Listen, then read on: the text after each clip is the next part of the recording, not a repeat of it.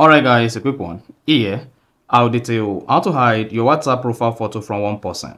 So if at the end of this you found this offer informative, please don't forget to like and then subscribe. Now the first one to do is go ahead and open the WhatsApp on your phone. Locate and click on settings. On the settings page, scroll down. Locate and click on privacy. Locate profile photo and click on that. Under profile photo, you should say who can see my profile photo. Select my contact except. Then go ahead and select the name of the person you want to hide your contact from here. And then click on done. Then it should say the contact you selected will be added to my contact except you can see one contact excluded.